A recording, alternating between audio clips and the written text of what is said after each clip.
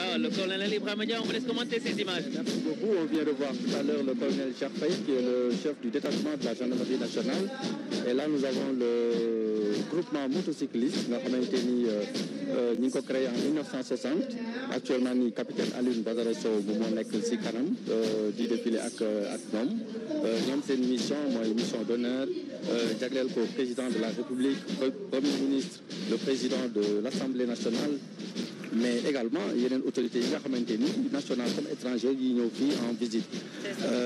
tey jii nag ñu xam li nga xamante détachement bi di défilé que ñoom au-delà de li ñuy liggéey mooy mission d'honneur yi am nañu aussi ay mission de police de la route, ay mission d'escorte de convoi yoo nga xamante ni moom la ñuy def. moto yi nga xamante ni moom la ñuy défilé nag ñu ngi nekk des motos de marque BMW R1250 RT ak ay Yamaha 40 FJR 1300. Amna solo avec la gendarmerie nationale qui passe. Voilà, li nga xamante ni ñoo ci topp c'est la légion de gendarmerie d'intervention. Alors pour cette année, la LGI est articulée en version hybride sous les ordres du chef d'escadron Ousmane Faye, qui défile à la tête d'un escadron porté, mais également de 3 escadrons blindés.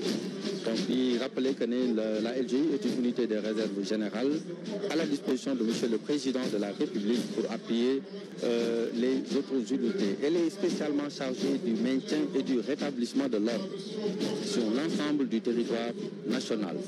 Elle participe également aux opérations aux côtés des armées dans le cadre de la défense opérationnelle du territoire, mais également assure le perfectionnement des élèves gendarmes qui sont en application.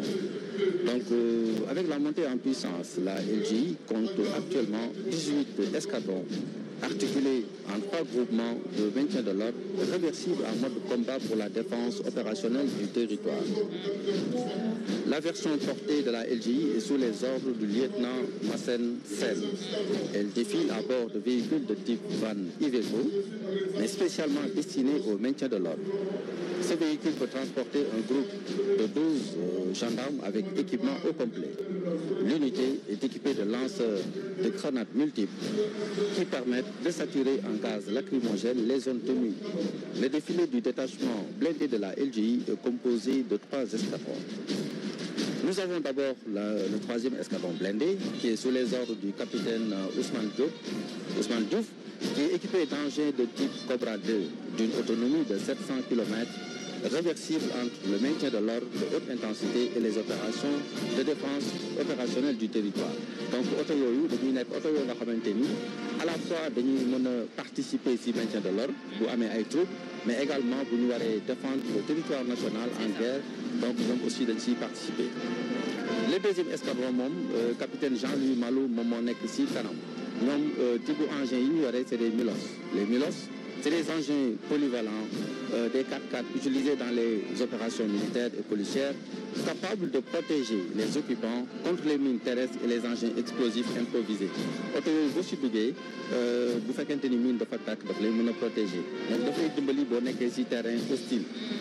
donc dafay mettre à l'aise un peu les opérateurs yi nga xamante ni ñoom ñoo nekk ci biir di manœuvrer. Enfin le 1er escadron moom capitaine Souleymane Diop moom moo nekk ci bopp bi ci défilé bi ñu yore ay engins blindés yoo nga xamante ni ñu ngi koy tuddee ay CS VN3 ak des VN 22B de type roue canon.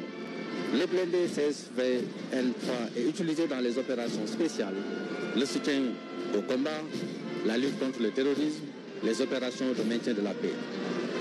mais boo jëlee VN 22B yi ñoom ay engins d'assaut lañu yoo nga xamante ni ay type 6.6 lañu yore ay fonctionnalités yu bare ak technologie boo nga xamante ni bu avancé la ñoom seeni canon ay canon 105 la ak ay mitraillettes yoo nga xamante ni 7.62 ñoom la ñuy tirer ak des lance-feu fumigènes mu nekk ay oto yoo nga xamante ni dañuy am possibilité di def ay frappes précises. C'est parce que technologie bi ñu àndal moom moo tax ñu am possibilité boobu parce que technologie bi dafa ànd ak système déstabilisateur de tir. donc engins yooyu bu ñuy daw ak bu ñu taxawee précision de tir bi ñuy am benn la. donc dañuy mën a taxaw sur place di def ay tir de précision mais également di daw di mën a def ay tir de précision loolu mu nekk lu am solo boo xoolee donc thématique bi ñu jël vers la souveraineté technologique et industrielle daf li ñu fekk ci système boobu mu nekk ay xarañte yoo nga xamante ni gendarmerie mooy les armées de manière générale commencé nañ ko depuis at yi ñu génn def ci ay jéego yu am solo yoo nga xamante ni tey jii dafay tax ñu mën a am benn fierté bi si liggéey bi nga xamante ni moom la ñu dénk muy wàllum protection du sanctuaire national ak protection nit ñi nga xamante ni mooy sénégalais yi ak seen i am-am. Voilà, merci colonel Ibrahima Ndiaye, le chef de division communication de la gendarmerie nationale. Donc la gendarmerie qui passe toujours avec ses chars de combat. léegi li mooy 105 yi. ñoom moom laa doon wax léegi bu ñu daw ak bu ñu taxawee même précision de tir la ñu am. Voilà, vraiment doté d'une technologie extraordinaire. Donc des engins nouvellement acquis qui actuellement nous permettent de mieux assurer la sécurité des Sénégalais, la sécurité du sanctuaire national. Ouais, il y a une prévision norme de la gendarmerie nationale avec donc ces chars de combat blindés. Voilà. Vous voyez. Voilà, di wax ni LGI nag actuellement nii ki nga xamante ni moom moo nekk si kanam di ko jiite moom mooy le colonel Abdoulaye Konaté moom mooy commandant légion de gendarmerie d'intervention. Donc da ngay gis fii ñaari version yi nga xamante ni moom la gendarmerie LGI di taxawee mooy version boo nga xamante ni dañuy nekk maintien de l'ordre ak version bi nga xamante ni moom la ñuy wax défense opérationnelle du territoire. Donc parce que loolu dafay wane gendarmerie nationale force de continuum bi mu nekkee dafay agir en temps de paix, agir en temps de crise, mais agir également en temps de guerre. Donc mu nekk lu am solo. Alors ñii nii ñoom la ñuy wax la section cynotechnique. Alors cynotechnique mooy cynopile ñoom la ñuy wax habituellement cynopile. Voilà, avec les chiens. Voilà, les chiens. Alors ñoom unité bi ñu ngi ko créé en 1979 ñu koy wax tey jii la section cynotechnique qui est une unité spéciale de la gendarmerie mobile qui est commandée par le capitaine Maïssa Ndao.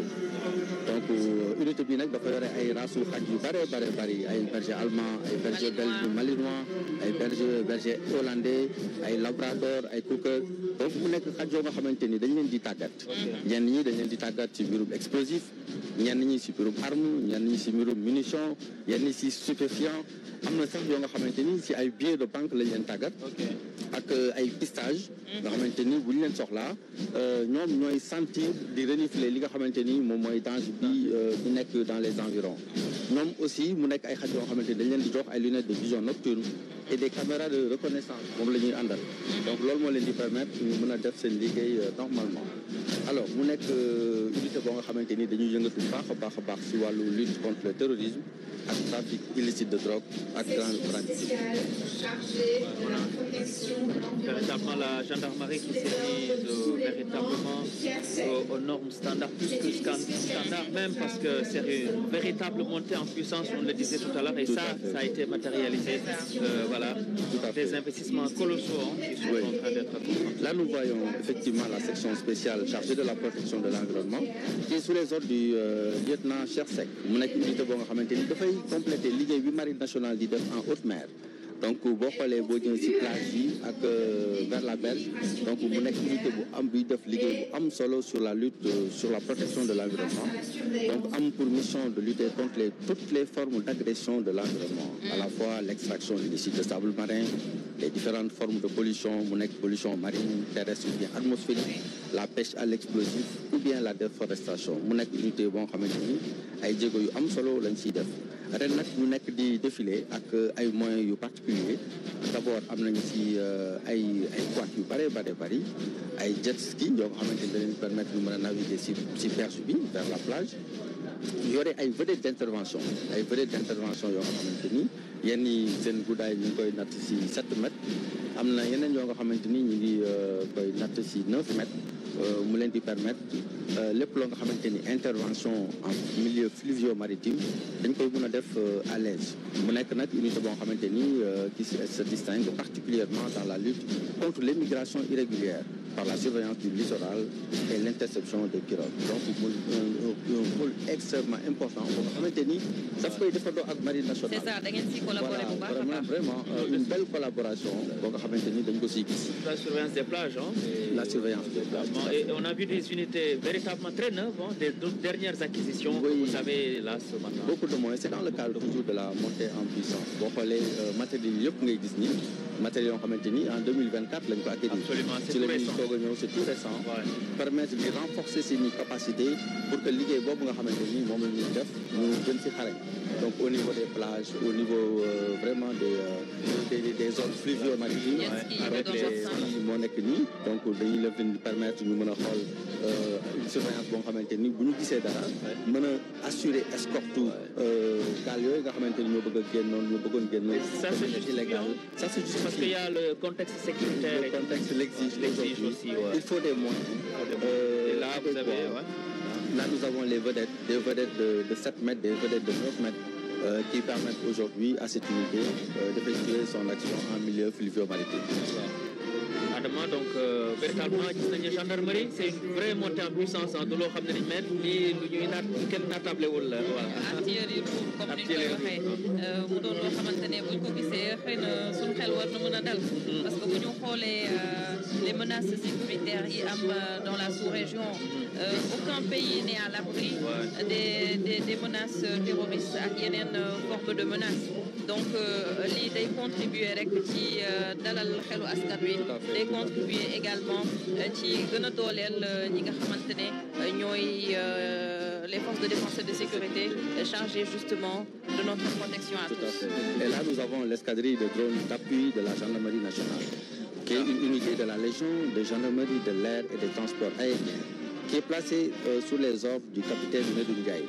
di wane ni unité bi nag dafa nekk unité boo xamante ni sa bopp ba ku jigéen moo fa nekk muy commandant Mame Rokhaya Lo mu nekk lu am solo di wane toujours l'évolution du genre qui est dans le métier des armes donc mu nekk une unité boo xamante ni elle est composée d'une section technique et d'une section opérationnelle. L'escadrille de drone a pour mission de soutenir les unités au sol dans la recherche du renseignement, notamment dans le cadre de la lutte contre l'immigration irrégulière, le trafic de stupéfiants et la lutte antidrone. Elle constitue également un appui direct grâce à des drones type Skykeeper et l'unité yore na ay drones yu bare yoo nga xamante ni ay longue ak moyenne portée la ñu mën a dem jusqu'à 120 kilomètres donc mën nañu nekk sur place di surveiller des zones yoo nga xamante ni vraiment très étendues. Jusqu'à 120 kilomètres. Alors ñuy gis nag ñuy romb ñoom c'est la Légion de gendarmerie de sécurité routière.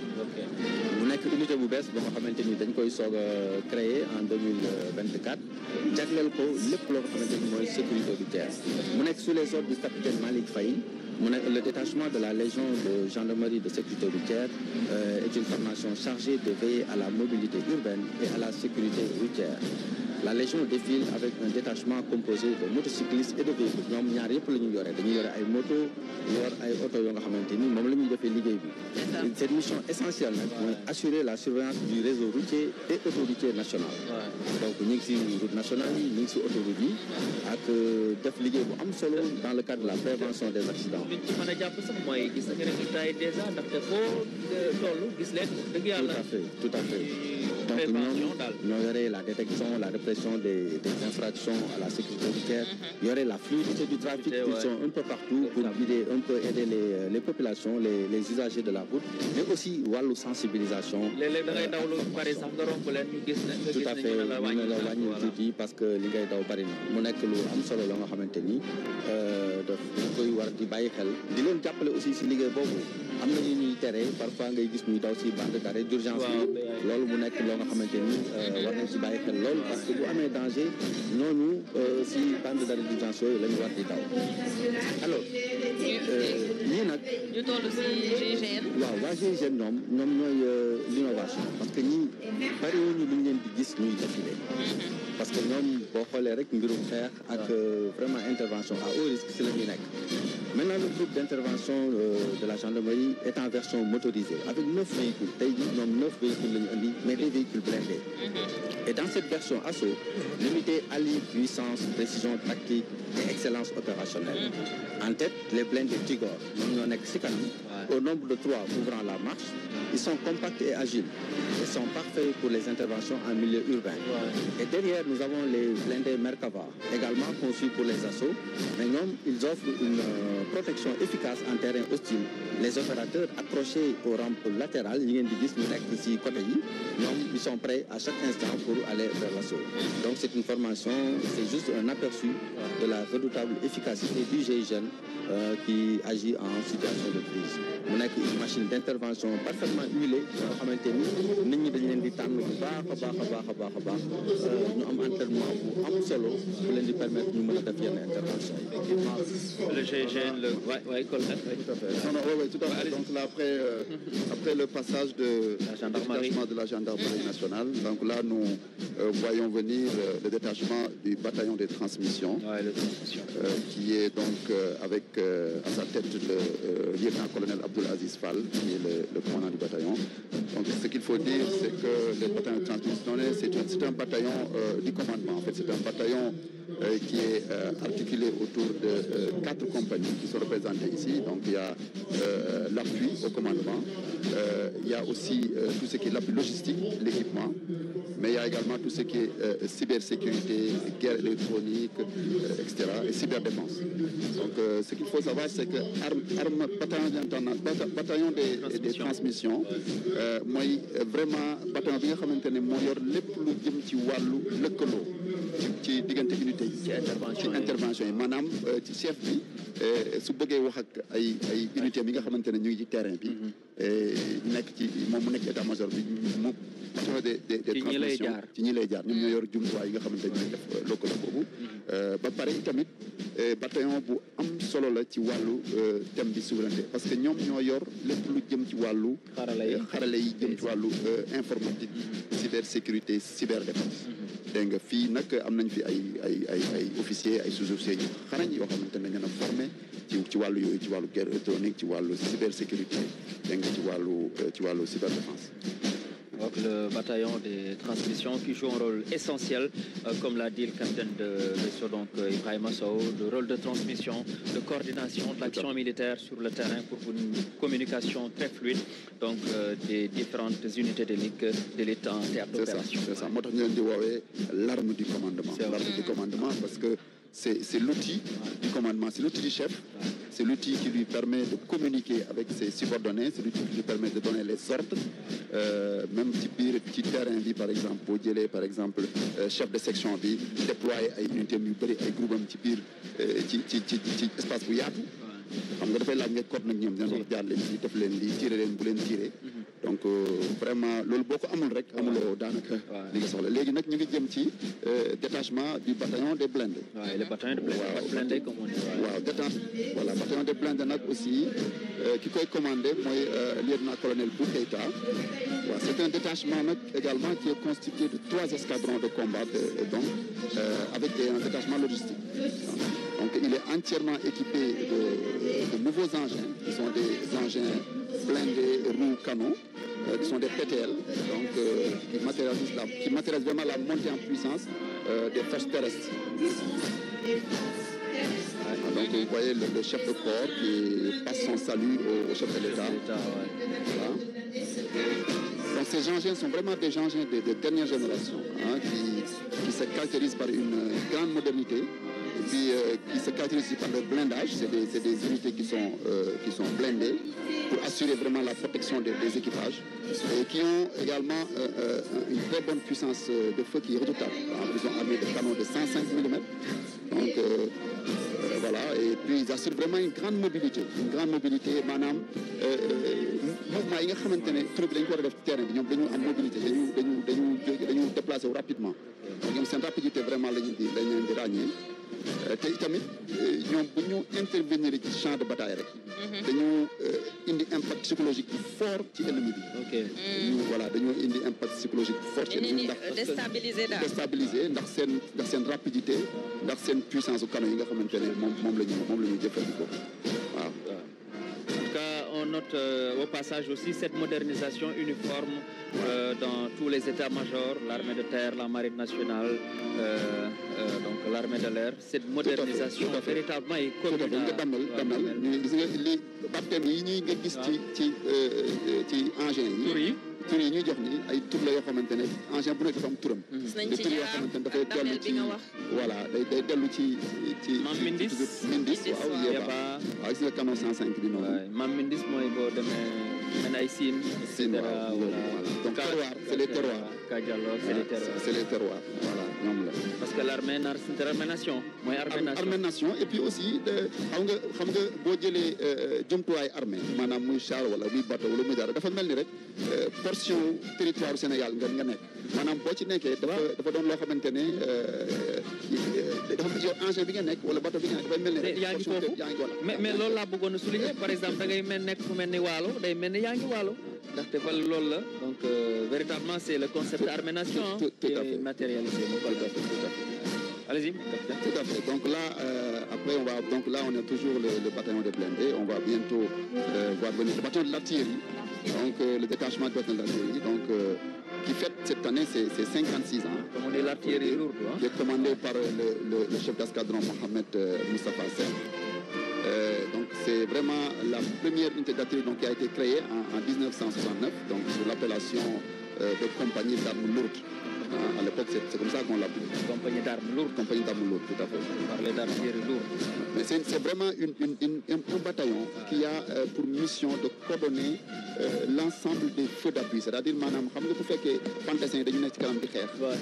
Artillerie moo nekk ci ginnaaw yor ay sox yu mag yoo xamante ne moom la ñu sànni ci ennemi bi ci kanam ak kanam. waaw ñoom nag dañu coordonné loolu maanaam fantasin yi bu ñu waree avancé dem ci ennemi bi. balaa ñuy dem ci ennemi bi. artillerie mooy ñi nga xam ñooy sox canon yi. xalal leen waaw xalal leen noonu. mooy yu mel ni ay canon 155 yu mel ni canon 105 canon 120 yëpp moom la ñu utilisé pour xal yoon bi ci kanam. mën a avancé dem song yi ñi nga xam ne ñoom ñooy ennemi bi quoi. exactement dafa am composante li ñuy wax composante sol air nekk donc sol air mooy maanaam composante bi nga xamante ne mooy sox yi jóge ci suuf ngir abattre roplaan yi donc sol air maanaam voilà mooy da nga jóge ci suuf voilà donc kii mooy commandant artillerie mooy lieutenant commandant Seck mooy Moustapha Seck lépp lu jógee ci suuf rek daal di jëm ci kaw waaw léegi xam nga bu fekkente ne da nga sol air bu fekkee da nga am ay menaces yoo xamante ne dafay jóge ci jaww ji dafa am ay canons yoo xamante ne ñoo nekk ci suuf ñoo koy song donc loolu mooy escadron mooy composante sol air donc composante sol air mooy loolu mooy liggéey donc mu am composante sol maanaam ay canons yoo xamante ne ngay sox bu jógee ci char wala bu jógee ci canon dem ci benn char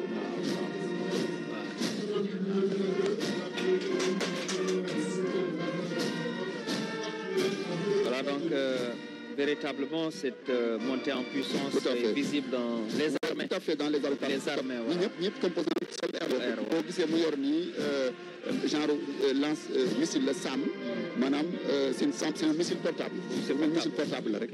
donc ak courte portée boo xam ne soo ko yoree boo gisee hélicoptère bi romb boo xam ne ennemi la wala dara mën nga ko aji.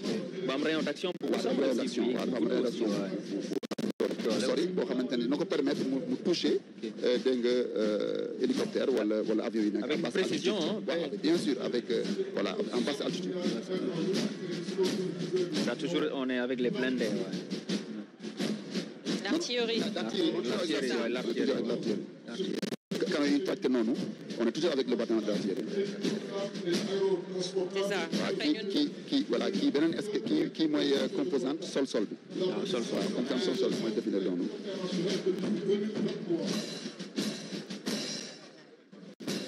kii nag force de frappe vraiment force de frappe armée sénégalaise ci la quoi parce que boo xoolee canons yu am doole la canons yi nga xamante ne vraiment bu ñu dënnoo rek ennemi bi day jaxasoo. seen portée sori na waaw portée bi sori na trop ay portée canon donc 155 yi. effectivement sori na trop ak portée canon 105 yi. day permettre ñu atteindre dégg nga vraiment cible bi nga xamante ne te jumtukaay yi tax na armée sénégalaise nekk armée boo xamante ne jox nañ ko gëdd respecté nañ ko trop même au-delà du continent ah. absolument les opérations. c'est ça absolument parce que boo xoolee équipement armée sénégalaise dafa nekk équipement yoo xamante ne vraiment dañ ko adapté ak suñu besoin. gis nga kii di ñëw nii kii nga gis muy romb nii mooy c'est les LRM les lance roquettes multiples. waaw LRM gis nga boo xoolee dafa mel ni ay camions yu bare yu ñu boole. yii nii dafa am doole parce que bu soxandooyee rek dafay sànni ay sox yu bare ci même moment bi. donc bu dalee ci zone ennemie bi vraiment day tas zone ennemie da koy déstabiliser. donc boo xoolee sox bu ci nekk rek da ciy génn li mooy LRM mooy lance roquette multiple. ah oui véritablement les armées sénégalaises. Il y a 6 lanceurs boo xoolee de y a 6 lanceurs. dégg nga boo xamante ne bu ci nekk lanceur bu ci nekk am na ay orifices yoo xam ne mooy yóbbu yëpp. mooy yóbbu sox bi daal sox bi voilà. waaye am na solo jumtukaay yu mel nii véritablement nga yor ko. waaw dafa am solo parce que artillerie appui dafa am solo maanaam xam nga fantassin bu nekkee ci kanam unité yi nga xam ne dañoo nekk à pied nekk ci kanam di xeex di progresser dégg nga bu ñu xamee ne artillerie ñu ngi seen gannaaw ñoom dañuy bu ñu soxlaa ne nañ leen appui ci kanam rek mooy appui artillerie ñooy xool ban position la ñu war a sox ñu envoyé fa ay sox pour que fantassin yi ñoom it mën a avancer. Ça coordonne véritablement l'action militaire sur le théâtre d'opération. Toujours l'artillerie lourde qui occupe une place centrale. Voilà. Léegi nag on va venir maintenant le détachement du génie. Le génie militaire. Donc aux ordres du lieutenant-colonel Abdou Biaye. Génie militaire moom vraiment bu ñu ko waxee rek xam nga mooy déjà lépp lu jëm ci wàllu mobilité dégg nga maam facilité mobilité troupe yi mais aussi mooy lépp lu war a jëm ay travaux mais surtout armée nation vraiment génie unité la boo xam ne ko ràññee ci wàllu boobu ak yeneen armée comme day taxaw ak thème bi waaw ak thème bi ndax voilà léeg-léeg sax nga gis tout à fait donc génie militaire am na ñetti type de mission maanaam dafa am mission bi ñuy wax mission de combat am nañ mission aide au déploiement am nañ aussi mission boo xam dañu participer ci développement économique du pays donc combat bi mooy maanaam dañu xeex comme parce que soldats lañu aide au déploiement bi mooy dañu aider yeneen unités yi nga xamante ne ñoo composé l'armée bi pour ñu déployer ci terrain bi dégg nga maanaam bu ñu demee poste de combat ñoom ñoo koy aménager di ko defar. dañuy def déminage et tout ça. voilà mais li am solo surtout mooy li nga xamante ne moo gën a am importance ci li ñu def ci wàllu armée nation mooy vraiment seen contribution ci wàllu armée nation. parce que c'est un acteur vraiment majeur dans ça. léeg-léeg am ay inondation wala yoon yoo xam ne yàqu na ñu def dañ koy defar en réhabilité. boo xoolee par exemple dans le cadre du PUDC du programme d'urgence développement communautaire. Le génie militaire a réalisé 60 forages d'eau potable dans les régions de Tamba ak Kédougou. Defar nañ ay pistes lu toll 85 kilomètres de pistes entre Khelcom ak Darou Salam. ci région de Fatick. ba pare aussi defar nañu ay pistes de protection yu bari ay pistes de production laay wax sax yu bari ci à hauteur de 35 kilomètres de pistes de production yi nga xam ne ñu koy waaj a defar ko ci Louga. boo déggee ñu wax piste de production nag mooy piste bu nga xamante ne dañu jëlee mbay mi fi mu nekk ci àll bi di ko génne ci biti ay piste la ay yoon la yoo xam ne day permettre dañu bay ci àll bi di ko génne ci biti mu gën a gaaw a génn. est-ce que kon tey bu ñu ne dañuy conceptualiser dañuy matérialiser le concept armée nation dañuy faral di gis ñuy faral di jox ay formation di former askan wi si yenn domaines yi si yenn jumtukaay yi lu si mel ni peut-être am na formation yoo xamante ne ni c'est dans la conduite d'engins lourds est-ce que mën nañu wax ne tamit loolu ñoom ñoo ko assuré wala beneen détachement la. dans l'armée am na lu ñuy wax patron du train moom mooy former lépp lu ñu nekk ci conducteur. mais ñoom dañu am ay engins lourds ñuy gis ñuy jàll. xam nga ay engins lourds waaw exemple la rek ci formation yi nga xamante ne dañ koy joxe effectivement ñoom am na ay engins yu lourds lañ parce que pour defar ay taleeg yooyu ay comme génie civil ay engins lourds la ñoom ñoo ko yor Et puis aussi engins yi nga xamante ne ñoom ñooy liggéey ci wàllu inondation yi. dégg nga par exemple ils ont construit 400 mètres de digue de protection à Saint-Louis ci inondation bi. waaw dégg yi dégg nga digue de protection yi ñu def ay bassins de rétention. ils en ont construit 12 à Rufisque dégg nga Diourbel Kaolack Touba. dégg nga libéré nañ vraiment ndox yu bari ci inondation yi fële ca Sangalkam ci Bambilor itam. vraiment seen liggéey am na solo ndaxte ñoom li ñuy def askan bi wax dëgg yàlla gis nañ ci seen bopp ci réalisation yu mag a mag ci fànn boo jël ngir nekkinu askan wi gën a nekk liggéey nekkin bu gën a ñoom daal. moom kay liggéey bu ci bépp wàllu wax naa inondation yi dégg nga wax naa tali nga xam ne koy defal piste de production yi waaye itamit aménagement terre agricole. waaw boo xoolee aménagement terre agricole parce que fi mu nekk ñu ngi nekk ci liggéey pour vraiment souveraineté alimentaire. Donc boo xoolee ils ont aménagé 500 hectares de terres agricoles dans les régions de Kolda et de Tamba. 500 hectares de hectares agricoles donc boo xamante nañ koy def au profit du ministère de l'agriculture parce que ministère des forces armées ak armée dañoo lëkkaloo ak yeneen ministères yi ci ay convention di leen jàppale ci politique de développement yi. mbay mi gën a yokk. exactement voilà suuxat ko. exactement. génie militaire donc lu am solo la. lu am solo la am lu tolloo ci 2500 hectares de biosoy pour la production de biosoy fële ca de Soda fële ca Louga aussi ñu ngi ci projet boobu. donc vraiment boo gisee engins yi nga gis ñu romb yëpp engins yu lourds yi dañu am utilité ci wàllu militaire maanaam dañu faciliter unité de combat yi ñu déployer ci terrain bi mais tamit dañu amal njëriñ dégg nga askan bi ci yeneen wàllu bu bokkul ak wàllu défense muy wàllu armée nationale. Effectivement le génie militaire moom c'est véritablement le concept armée nation. tout à fait même ci wàllu éducation ci wàllu abri provisoire yi classe yi nga xamante ne que génie militaire mu ngi def liggéey. maintenant capitaine maintenant ñi c'est. waaw tout à fait. léegi nag fii ñu ngi ñëw ci premier bataillon d'infanterie. Ça c'est la police la police qui anime le défilé motorisé. L'infanterie c'est voilà donc là bataillon d'infanterie donc premier bataillon d'infanterie qui est commandé par le lieutenant-colonel Maguette Sène voilà kii nag vraiment mooy li bu ñu wax disons mooy histoire du Sénégal maanaam histoire armée Sénégal parce que premier bataillon d'infanterie mooy bataillon bi nga xamante ne ci la armée sénégalaise judd daanaka dégg nga moom vraiment ñu ngi ko constitué le 22 janvier 1961 di éclatement fédération Mali bi amee xam nga bi ñu amee indépendance rek dañu nekkoon ci fédération bi mu éclaté Sénégalais yi nga xam soldats sénégalais yi nga xam dañoo nekkoon ci armée française ñoom ñooy jël def leen donc ci ñoo constitué premier embryon vraiment armée sénégalaise donc l'histoire ñoo composé quoi mooy premier bataillon donc muy màgg di màgg nag ba aujourd'hui mu jur parce que même marine nag armée de l'air dafa am ay unité yu ndaw la woon ci biir foofu muy màgg di màgg ba toll fi ñu toll nii dégg nga donc moo tax vraiment c'est une unité emblématique c'est une unité qui est vraiment de la jeunesse des armées. Il y a même une école d'application de l'infanterie. Oui, il y a une école d'application de l'infanterie fële ca Thiès école d'application des AI de Thiès des armes de l'infanterie effectivement. Les AI, qui a été créé tout juste au début des années 80, je pense. Tout à fait. Donc c'est une école bu nga xamante ne fa la ñu appliquer tout ce qui est métier de l'infanterie maanaam yeneen armes yi yeneen armes yi parce que xam nga armée de terre dafa am ay armes yu bëri. dafa am infanterie dafa am cavalerie blindée dafa am artillerie yëpp ay armes la. waaw mën naa wax ne ay genre spécialité la. dégg nga léegi nag ñooñu seen formation seen application donc école boobu lañ koy. école bu am solo ah.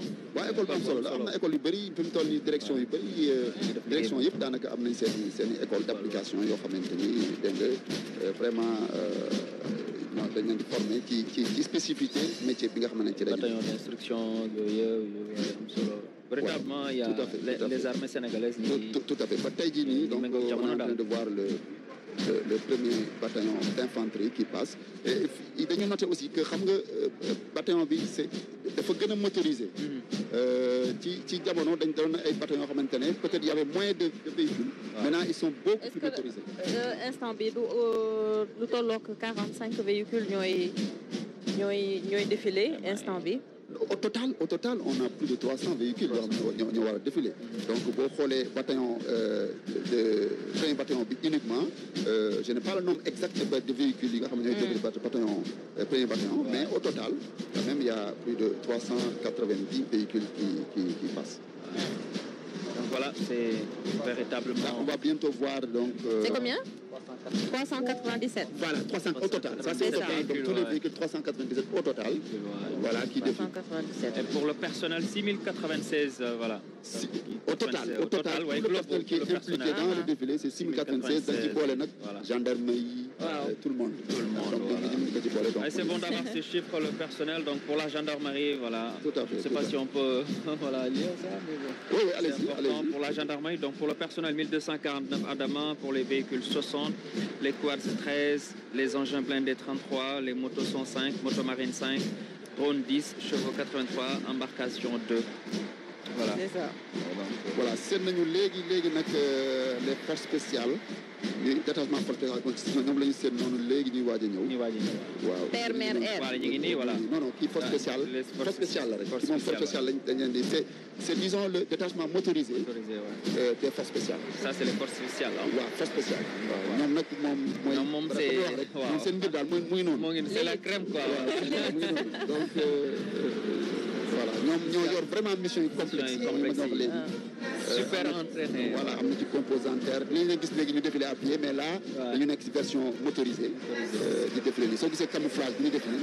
Parce que c'est des forces qui maintenant aussi, il y a beaucoup de discrétion autour, beaucoup de sécurité. Donc, les plus de nous camoufler, c'est membres de nous exposer en public, tout ça. Parce que mission est mission sensible, une mission vraiment complexe. Nous l'avons physiquement, mais nous l'avons aussi même si c'est mental, vraiment. Et puis nous avons un équipement de dernière génération. Nous avons un équipement moderne, nous avons un drone, un équipement moderne, nous avons vraiment de permettre de faire cette ligue. En facilité, en profondeur, avec unité d'élite, véritablement de l'armée sénégalaise, essentiel sur le terrain d'opération. Les forces spéciales, on les voit passer, le camouflage, ces unités d'élite, comme on dit, véritablement, qui sécurisent les frontières, qui sécurisent la nation. Ils ont des moyens de communication sécurisés au niveau des véhicules. Ils ont des armes vraiment de dernière génération aussi, que vous voyez passer ici. Et au loin, on va venir donc le détachement de la Brigade nationale des sapeurs-pompiers, qui est donc aux ordres du lieutenant-colonel Marcel Lyon.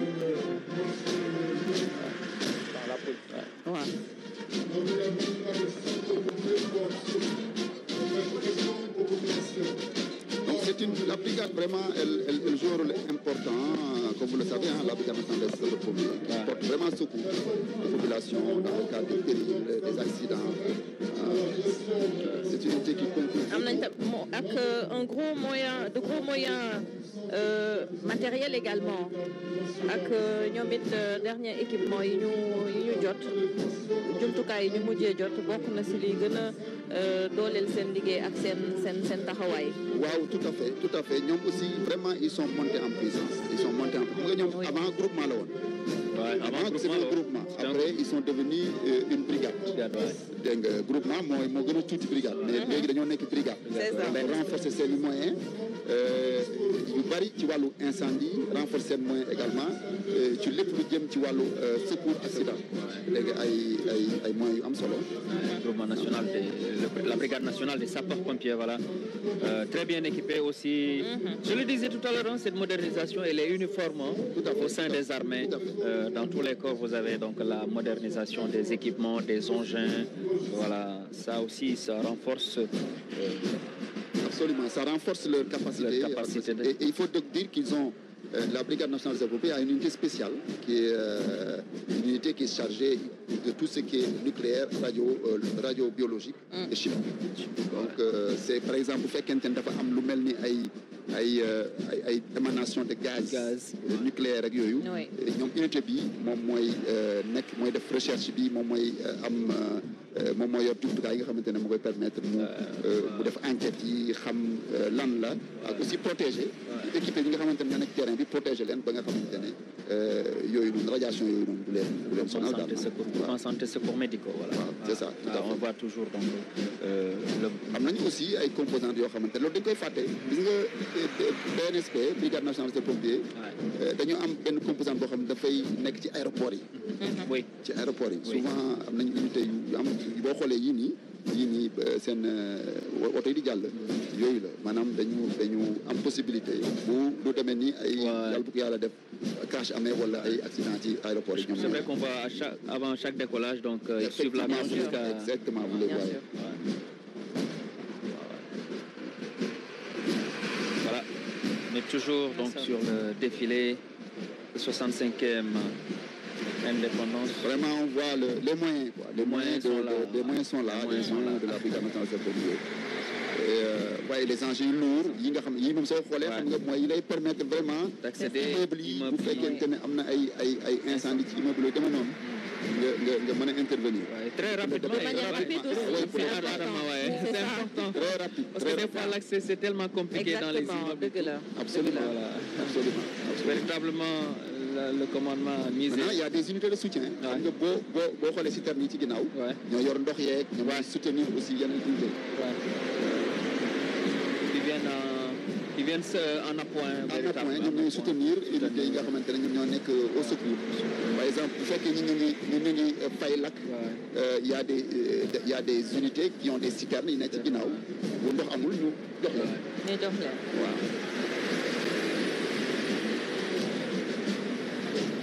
C'est tellement bien équipé que des fois même s'il n'y a pas, on voit ces jets d'eau qui peuvent véritablement faire entrer l'eau dans les endroits les plus inaccessibles lorsqu'il y a incendie dans un bâtiment par exemple.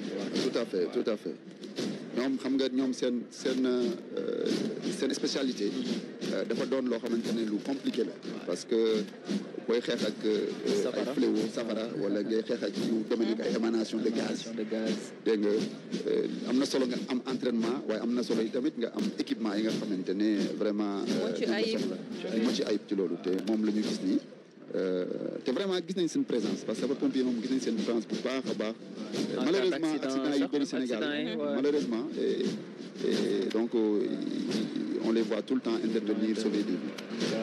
Très important, la brigade nationale des sapeurs-pompiers, comme l'a dit le capitaine Besso, qui assure un rôle régalien donc de sauver ou périr. Ils sont toujours donc dans cette dynamique de secourir la population, bien les populations sénégalaises là. Voilà am nañu composante boo xamante ne aussi dañu mën a parce que xam nga bu fekkee dafa am ci île yi. boo amee ci île yi ay île Saloum ak demee noonu. pour nga dem ci île yi pour sauver nit ñi foog nga yor ay moyens yu mobile yu la mën a yóbbu ci île yi. mooy nga gis ñu am seen moyen de déplacement yooyu mooy ay vedettes yooyu ñu gis léegi ñu romb. dégg nga am nañ ay vedettes ambulance dañuy wax vedette ambulance yoo xamante ne dañu liggéey ak marine nationale sax ci wàllu boobu pour vraiment mën a am intervention egg ci fépp ci territoire Sénégal am maillage bu rëy daal ci territoire bi egg ci biir île yi nga xamante ne l'accès est difficile. L'accès est difficile Adama au Sénégal dans les îles. C'est ça. Parce que li ñu wax sànq rek rapidité boobu dans l'intervention c'est important parce que pendant longtemps da ngay dégg nit ñi di wax ne jéye mën na am boo woowee sapeur ça dure avant ñuy accès mais tey jii ak li ñu gis ak moyen logistique bi nga xamante ne gis nañ ko tey renforcer nañ ko ngir gën leen yombalal seen liggéey dinañ gën a mën a taxaw si lépp loo xamante ne nii urgence la ak problème boo xamante ne wax nañ ko mën a jël en charge. Effectivement. Maintenant, là on voit venir le détachement de la police nationale. La police nationale avec le commissaire Diouf. Commissaire Mamadou Diouf. Commissaire Mamadou Diouf. Chef de la division communication et relations publiques de la police. En effet, comme vous dites, Adama, nous allons assister au détachement motorisé direction générale de la police nationale avec le véhicule de commandement que vous voyez, qui est celui du chef de détachement motorisé et commandant de l'escadron blindé du groupement mobile d'intervention, le commissaire de police Mamadou Diop, suivi du drapeau et de sa garde. Il faut dire que ce dispositif est articulé en 2 rames, avec une première essentiellement composée par la direction de la sécurité publique. Vous voyez là les motos. On a 35 motos de la compagnie circulation qui sont aux ordres de l'adjudant de police Abdoulaye Tcham. Le détachement de la section des motocycles de la police nationale est habillé en pantalon piloté à chevalet, veste munie d'épaulettes en franges, baudrier blanc, d'aiguillettes blanches et bottes noires. Ils sont à bord de moto Yamaha FJR 1300 et CFJ 1250J. Ces motos ont une capacité de 1250 cm3 et d'une autonomie de 300 km. Ces motos aussi ont une puissance de 140 chevaux. Il faut dire qu'à l'occasion de ce défilé, ces motos sont équipées de bodycam ou caméras piétonnes qui permettent de lutter contre la délinquance routière et favoriser la protection de la population et aussi des fonctionnaires de police. Voilà, dans le cadre de leur mission, ils assurent des escortes des personnalités officielles comme étrangères, les escortes de transport de valeurs et d'œuvres d'art, les escortes funèbres, les escortes de transport hors gabarit et les escortes d'évacuation sanitaire. Voilà. Il est suivi du chef du premier peloton, avec suivi également de 4 Toyota Hiace, une capacité de 12 places à usage de transport de troupes et d'intervention, de 2 fourgonnettes de 2 Iveco de type fourgonnette à usage de transport de troupes et d'intervention d'une capacité de 20 places. Suivi également de camions d'une capacité véritablement de 25 places à usage de transport de troupes et d'intervention. Suivi de... vous voyez là, comme on parlait il y a quelques moments des eaux. Aujourd'hui, ces camions citernes permettent véritablement d'alimenter la population en cas de nécessité. C'est ça.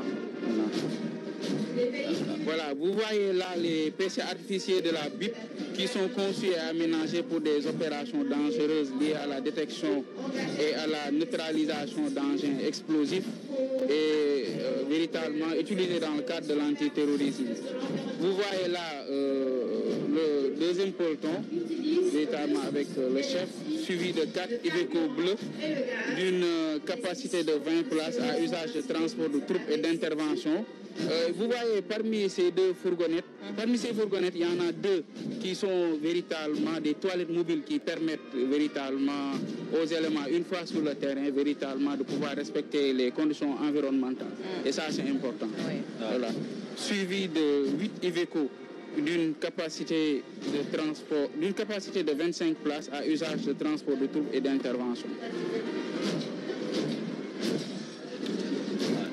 Ça, ce sont les camions véritablement qui permettent de transporter les troupes. Ces camions peuvent aller jusqu'à 25, ils ont une capacité de 33 places. 33 ça varie selon la situation. Si le dispositif, le matériel de maintien de l'ordre est intégré, c'est 25 places. Si ce n'est pas intégré, on est à 33 places. Voilà. Là, maintenant, vous voyez les chars articulés en 2 versions. Ça, c'est la première version des chars.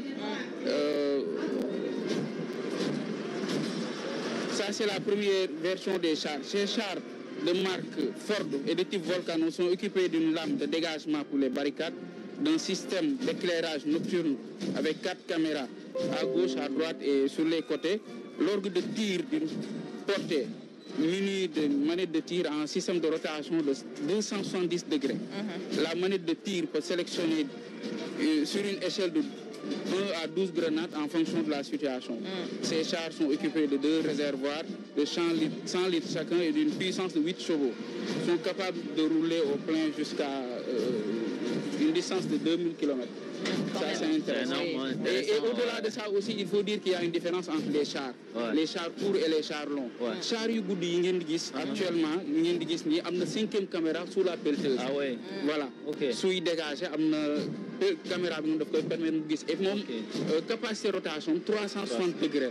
Voilà. Ça c'est important. mooy chars yi ngeen di gis nii. Et au-delà de ça aussi chars yi am na système laser pour tir de précision. Voilà moom ngeen di gis. dafay xaw a ndroog artillerie biñ gis sànq waaw. ak seen LRM li ngeen di gis nii mooy VID yi ñu koy wax véhicule d'intervention et de dispersion moo am autonomie 1500 km bu manœuvrer mais buy manœuvrer day am autonomie 750 km. Donc buy manœuvrer day am consommation double. waaw yii nag day am ay eau douce lay am ci mélange bi. Voilà et li ngeen di gis nii pelleteuse yi véritablement am na capacité poussée ba 1500 tonnes. Astafurlah 1 tonne 500. Voilà. En tout cas Adama véritablement ça mooy li ma doon wax rek. li ngeen di gis nii mooy version combat char yi. Version combat yi nga xam ne marque Berlier le type Springbok doté d'un système automatique intégré avec une puissance de 8 chevaux. Ces chars sont dotés d'un système de blindage renforcé, sont équipés d'armes lourdes telles que le 12-7 armes yi ngeen di gis nii loolu la ñuy wax 12-7 ak système de treillis moo nekk nii devant ngeen di gis. waaw moom capacité ñu remorquer wala ñu remorquer bu fekkente ne dafa nekk ci situation boo xam ne mooy loolu. Encore que bu nekkee ci situation buy déplacé wu nekk à l'horizontale. nekk ci terrain boo xam ne c'est pas favorable mën na incliné wu ba 60 degrés. 60 degrés chars yi ngeen di gis. waaw. bu fekkente ne dafa nekk au vertical mën na incliné wu ba 30 degrés. waaw yi ngeen di gis nii c'est important et puis yooyu yii mu ngi nekk yi nga xam ne dañ koy utiliser dans les zones de combat. De mission actuellement boo xoolee en Centrafrique mu ngi fa mu ngi nekk Congo également di profité di nuyu suñu collègues yi nekk foofu. li ngeen di mujjee gis nii mooy ay ambulance médicalisée blindée yi nga xam ne aussi dañ koy utiliser ci théâtre d'opération yi. am na solo. sànq aussi yaa ngi attirer attention bi sur l'apport bi nga xamante ne nii technologie ak jumtukaay yu xarale yu bees yi am nañ ko ci seen liggéey. waaw ci loolu dama doon wax que ne li ëpp solo ci suñu liggéey déjà ci point boobu mooy déjà recrutement personnel bi nga xam ne police def na ko muy personnel bu qualifié. Véritablement ay spécialistes comme ni ñu koy waxee ñi nga xam ne ñu ngi contribuer grandement dans la marche de l'institution policière. Là on voit colonel. C'est l'administration pénitentiaire qui est un défilé motorisé.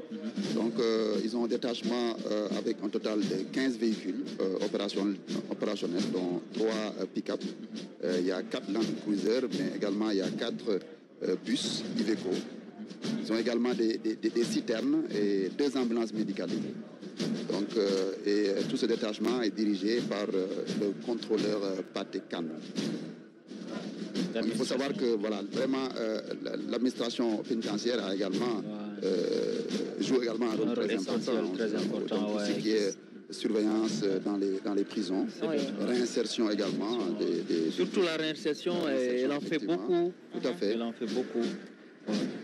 Et également, elle a eu des outils d'intervention. Vous savez, s'il y a des problèmes au niveau des prisons, donc il y a également des unités spéciales qui sont destinées à ça. Et di fàttali tamit administration pénitentiaire dafa am histoire bu mbokk ak police. Parce que boo xoolee ñu ci bëri ba ci je pense que boo demee ba 42e promo police nationale la ñu bokkatul formation. Mais lu ci bëri ci seen i officiers. tey jii ak yenn ci commissaire de police wala yenn ci officiers yi. ñoo bokkandoo formation. waaw école de police lañ leen daan formé ba récemment lañ am école. C'est vrai, c'est à l'école de police. Administration pénitentiaire def liggéey ba am solo ñoom tamit wax dëgg yàlla. boo xoolee tamit ñoom y a toujours un officier de gendarmerie bu nekkoon bu ko doon jiite. ba récemment. ki fi nekk nii actuellement. moom mooy premier. 6 inspecteurs mooy premier parce que avant ay officier de gendarmerie. et même police. am na ay commissaires yu daan diriger administration pénitentiaire, après le basculer vers la gendarmerie.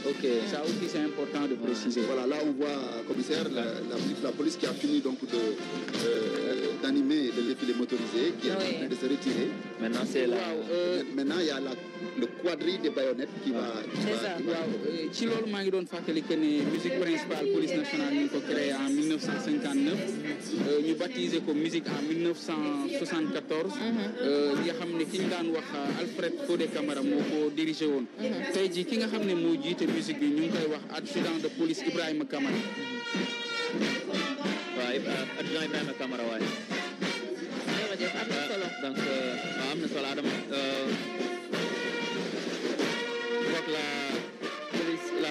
Maintenant on est voilà. Toujours comme li ma daan wax police ginnaaw recrutement bi ak outils yi nga xam ne mu ngi koy utiliser am na beneen aspect usage technologie wala mën nañ ci daalu ci waat. Actuellement on est en train de voir passer le quadrille des baïonnettes de la gendarmerie nationale. Je vais laisser le colonel Ibrahima Ndiaye de la gendarmerie commenter. C'est une prestation d'ordre serré, en fait spécifique à la gendarmerie. Absolument. Le quadrille national des baïonnettes. Oui, mon colonel, c'est à vous. Oui, mais merci beaucoup, Bamba. Voilà, nous avons le quadrille des baïonnettes. Nous avons une chorégraphie qui est unité bi ko yoré tay ji mi ngi nek escadron spécial de la garde présidentielle. Di wax nak ni ben exercice la bo xamanteni ci histoire am wa école des officiers de la gendarmerie nationale ñom ñoko yoron bo xolé entre 2015 ba 2018 élèves officiers ñoko don def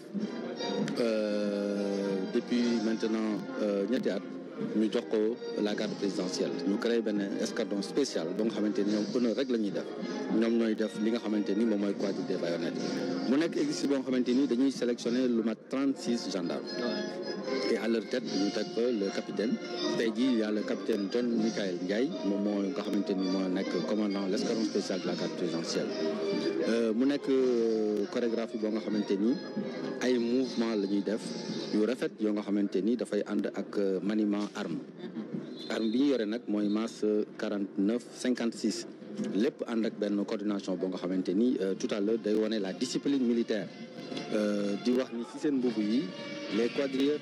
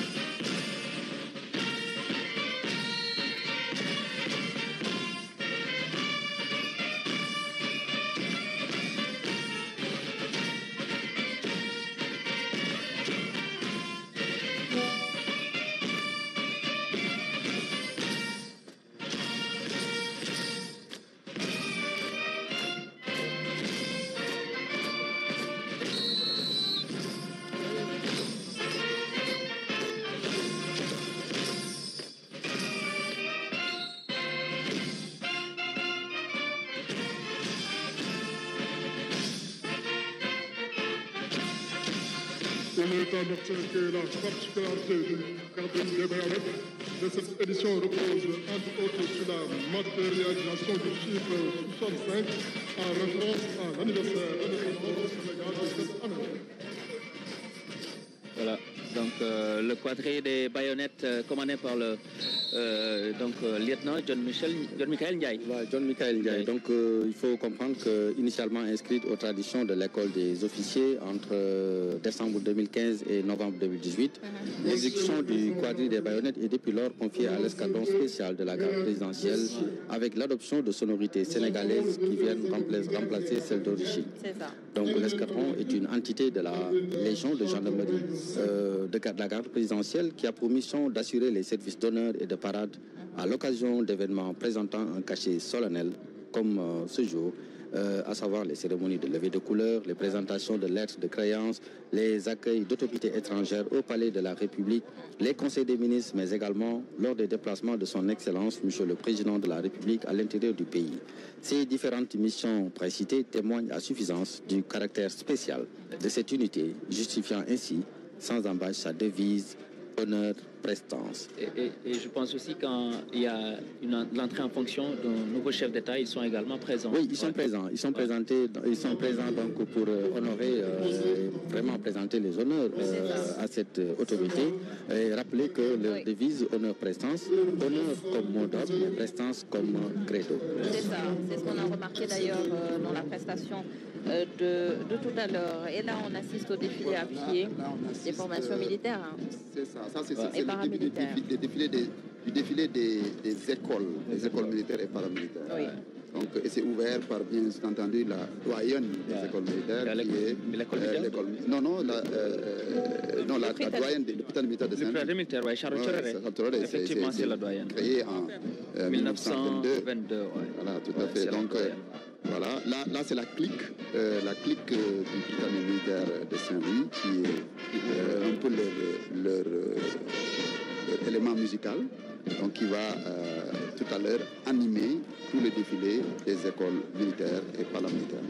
Donc la clique c'est une entité de musique qui est formée donc de tambours. Donc il y en a là on voit 6 tambours là. Également qui est formé de grosses-caisses, de cymbales, puis d'un clairon.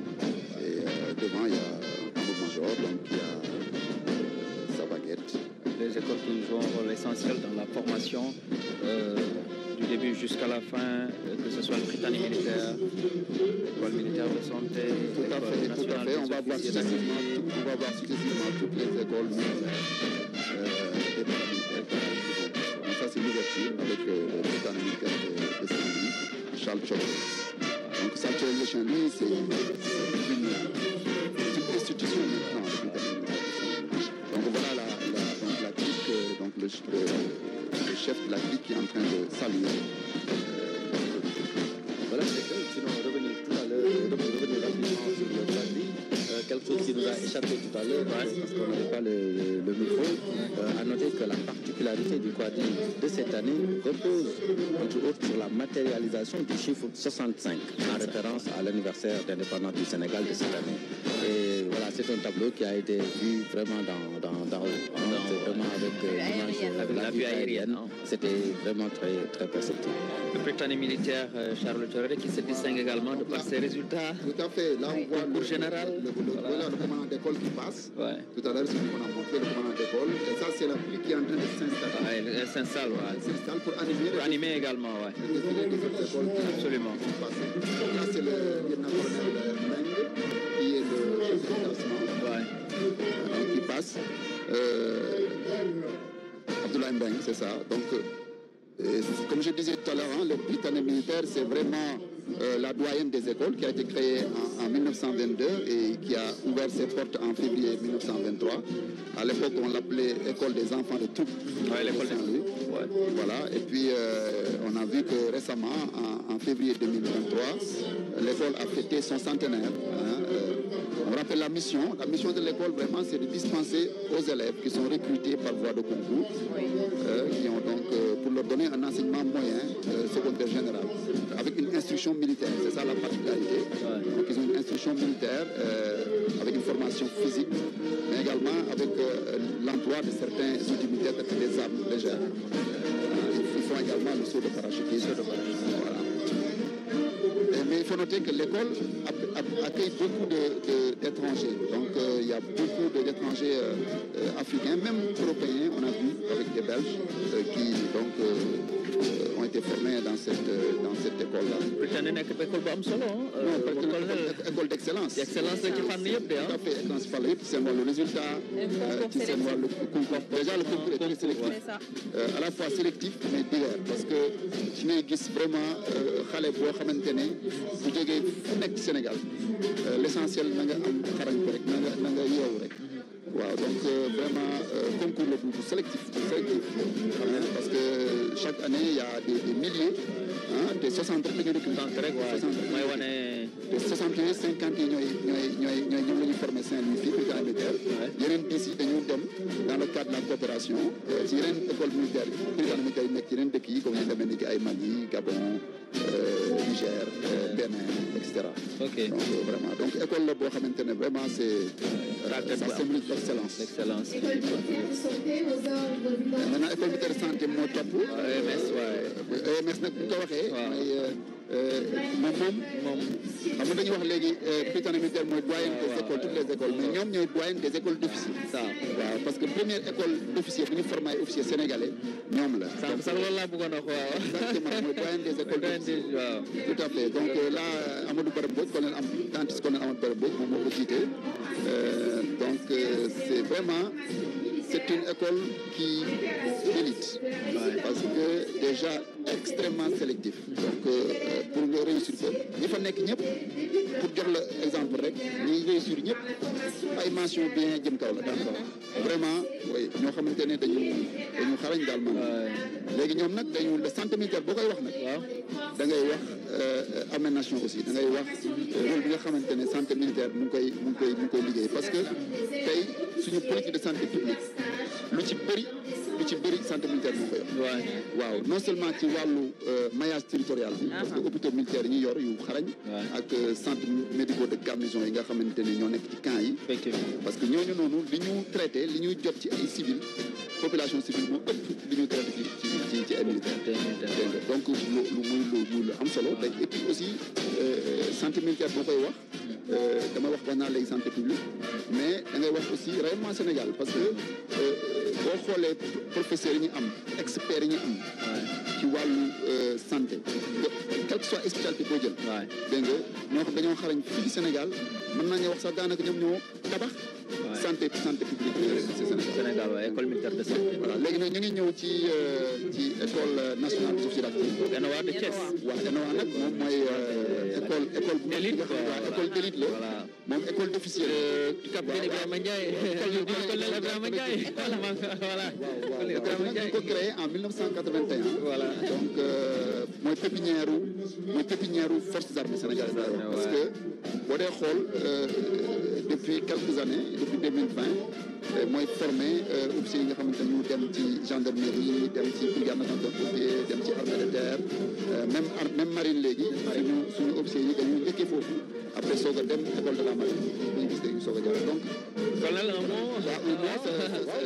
boo xoolee man damay dem ci colin bi nga xool li sol uniforme yi boo ko seetee bu baax dafay lay delloowaat ci li ñuy wax la case des initiés mooy les circoncisions la circoncision donc formation bi dafa am soubassement boo nga xamante ni dafay dellu si la case des hommes donc formation bi si loolu lañ ko bâtiré fexe jàngal en tout cas néegu góor li ñuy wax néegu góor mu nekk loo nga xamante ni du lu yomb une formation extrêmement rigoureuse extrêmement en fait li ñu siy laaj dafa bari loolu sur le plan physique sur le plan intellectuel boo xoolee tey jii mbaxane yi ñu sol mi ngi nekk mu ngi tudd Koufne di ñu delloowaat toujours ci mbirum voilà ci mbirum néegu góor góor ak ay donc ñoom seen devise mooy xel jom ak fit vraiment c'est une maintenant nag ñu ngi romb école nationale des officiers d'active bi nga xamante ne El Hadj Omar Faye moo koy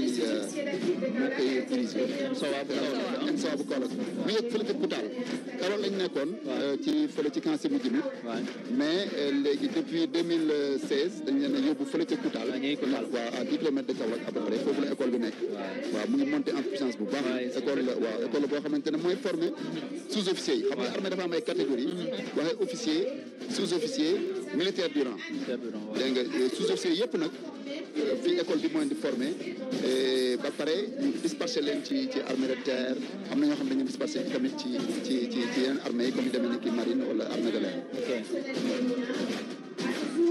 waaye l'ENOA de Thiès mais nag dañ ci boole aussi que muy ENOA muy ENSOA ay école la yoo xamante ak centre militaire école la yoo xamante ne dañ ci def coopération parce que dañu formé foofu ay suñu ay naataangoo yoo xam dañuy jógee ci yeneen i réew dégg nga yeneen réewu Afrique donc day nekk dañuy utiliser pour vraiment renforcer coopération militaire.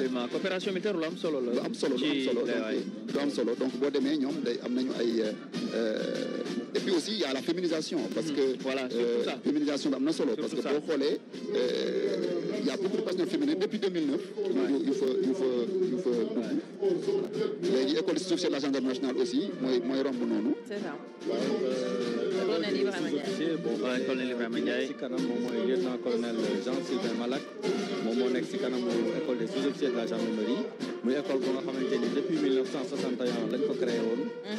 mu basé woon à Wakam fi ñuy wax quartier général Mambounama Fall léegi nag depuis 2009 lañ ko jëlee woon foofu yóbbu ko fi ñuy wax Fatick actuellement mi ngi foofu mu nekk école d'enseignement militaire boo nga xamante ni enseignement militaire ak professionnel moom mooy formé li ñu soxla ci sous-officier di ko jox gendarmerie nationale un personnel sous-officier qualifié di assurer également la formation initiale képp kuy gendarme il faut nga jaar foofu ak perfectionnement wu gradé yi aussi boo xasee ba nekk gendarme jàng bi du yom foofu dafa nekk un apprentissage continu boo nga xamante ni li ñuy soxla ci formation yëpp école boobu moom mooy assurer ce relais di fàttali ni ñu ngi nekk ci jiitu lieutenant colonel Jean-Sylvain Marak moom mooy romb.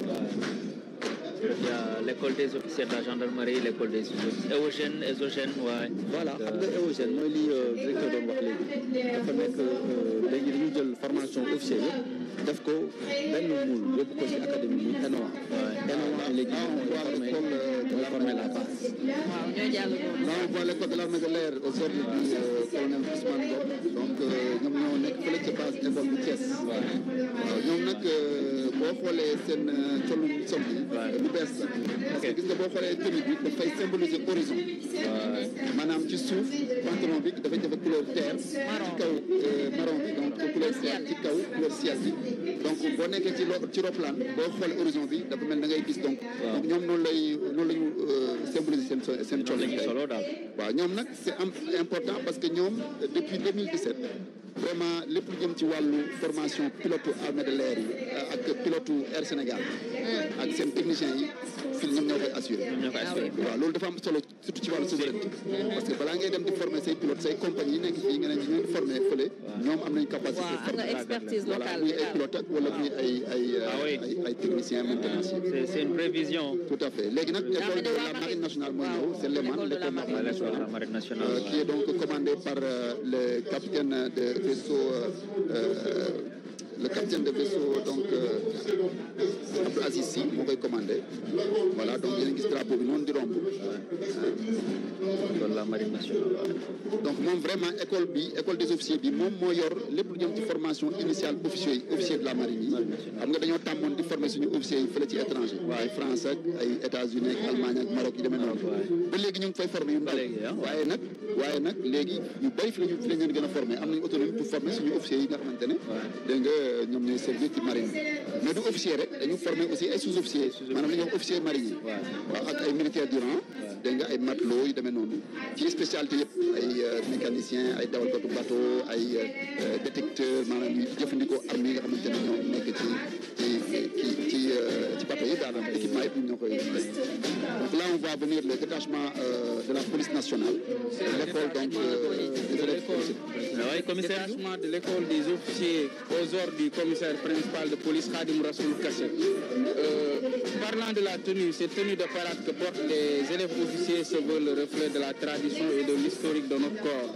Elle constitue un rappel des ancêtres du corps que sont les spahis et les gardes-cercles dont les officiers à l'instar desquels se sont à peu près habillés les élèves. Le chef de détachement et les chefs de section sont tous porteurs d'écharpes tricolores aux couleurs du Sénégal qui symbolisent l'autorité de l'État que les futurs officiers de la police arboreront dans le cadre de l'exercice de leurs fonctions. En effet, cette écharpe est le symbole de la puissance et de l'autorité qu'incarnent les commissaires de police et les officiers de police dans l'exercice de leurs fonction. Détachement bi ñu gis mooy détachement école nationale de police mu nekk léegi direction de la formation ñi ngeen di gis ni ñooy officiers yi fii nii ci télé bi mooy sous-officiers yi ñu ngi nekk ci ordre commissaire de police Arsène Timothée liñ ciy wax que mooy direction de la formation day fournir personnel bi nga xamante ne personnel bu qualifié la buy taxaw temb ci mission police nationale yi nga xamante ne bëri na et ci leneen liñ ciy dooli mooy ci bu formation bi jotee véritablement élèves yi dañ leen di tàggat ci noo xamante ne dañuy mën a taxaw temb ci li nga xamante ne mooy suñu mission te bi ci njëkk nekk ci aar askan bi ak sàmm leen sàmm aussi seen alal loolu dafa nekk lu am solo voilà.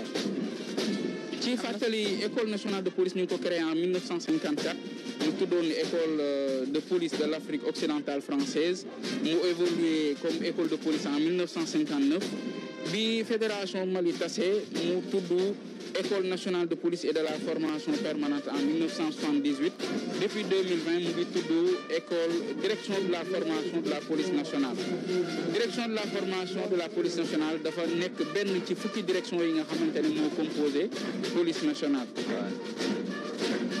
dafa nekk école tamit bi nga xamante ne dafa tàmm formé ay officiers yi nga xamante ne ci sous-région bi lañ jógee lu ci mel ni ay nigériens ay djiboutiens ay comoriens ay tchadiens ay centrafricains et actuellement ci ñi défilé nii am na ci ñoo xam ne ay gabonais lañ ay gabonais yu nekk actuellement au Sénégal en cours de formation et promotion buy défilé nii actuellement mooy 49e promotion de la direction de la formation de la police nationale.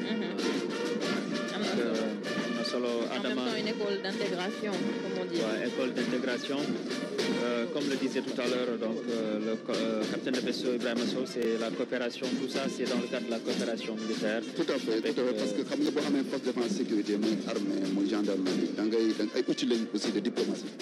C'est des outils de coopération. Maanaam mën nga jëflante ak yeneen réew ci wàllu yu demee noonu ay échange ci wàllu formation. Donc moo tax école yu bëri dañu am ay suñu naataango yu jóge c'est important. Donc, voilà, on va bientôt voir l'administration. L'école nationale de la douane. L'école nationale de la douane, l'administration. Donc, et on a avec nous le lieutenant-colonel Cheikh Ahmadou Bamba Sène. C'est lui le chef de l'unité mixte de contrôle des conteneurs. ñu ngi lay nuyu lieutenant. merci beaucoup ñu ngi lay fay. di la dalal bu baax si plateau bi. jërëjëf. mu mel ne léegi école nationale de la douane moo ci topp ci défilé bi tey. effectivement. waaw balaa may commencer may ma rek ma nuyu ñi ñuy seetaan ñu nekk Sénégal comme ñu nekk bitim réew si turu directeur général des douanes muy inspecteur principal des douanes de classe exceptionnelle Babacar Mbaye détachement bi ngeen di gis nii détachement école douane la donc il est 58 éléments ñoo si nekk ki leen di diriger di commandant El Hadj Malick Diop école douane ni ñu ko xamee c'est un creuset d'excellence ni ko tubaab di waxee boo xam ni depuis 1970 mi ngi formé ay génération de contrôleurs des douanes de sous-officiers d'agents brevetés d'agents de constatation et de préposés des douanes dafa nekk école boo xam ni léegi dafa am une vocation régionale ndaxte yamatul di former ay cadres ak ay agents d'exécution sénégalais mais day former aussi ay agents et des cadres d'exécution des agents d'exécution de pays amis comme la Guinée-Bissau et les Comores. La musique principale de li ma wax ni dama si yokk rek que ni inspecteur des douanes yi ñoom duñ leen former école douane ñoom ñu ngi leen di former école nationale d'administration. On revient à vous tout à l'heure. Donc on a fini le défilé des écoles. C'est ça. Donc xam nga défilé des écoles ça a été mooy école militaire yi ak école paramilitaire yi. donc douane yi ñoo ko tëj. léegi nag défilé boobu ça a été animé par la clique de la musique la clique du brigade militaire de Saint-Louis. léegi nag clique bi dafa dem musique principale des forces armées nag moom muy ñëw installé wu pour animer défilé appuyé militaire. waaw donc moom mooy bataillon nag de la musique principale des forces armées.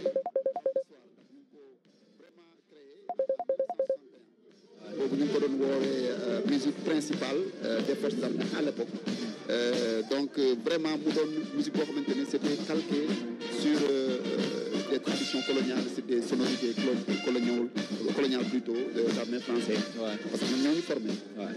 Donc mais depuis musique dafa progressé bu baax vraiment sous la houlette de ténors comme ñoom ay Fallou Wade ay Ndiago Ndiaye ñoo xamante ne vraiment dañ ko révolutionné daanaka parce que dañ ci indi ay sonorités sénégalaises ay sonorités yu bees dégg nga yoo xamante ni dañu rappeler suñu son suñu sonorité suñu cosaan donc moom la ñu joué militarisé ko donc muy ay sonorisation yoo xamante ne ba suñu autorité def ay revue yu importante comme sànq bi ngay gis revue président de la République wala revue chef d'état-major général des armées dañ koy animé ak ay sonorités locales yu demee ni que ay taara ay ñaani bañ naa moom la ñu tëgg nga xamante ne dañ ay junni yoo xamante ne suñ cosaan la waaw léegi nag depuis 2022 musique principale des forces armées dafa nekk lu ñuy wax bataillon maanaam dafa monter en puissance nekk bataillon donc bataillon daf koy jox beneen statut waaw parce que ni armée bi màggee ak li muy laaj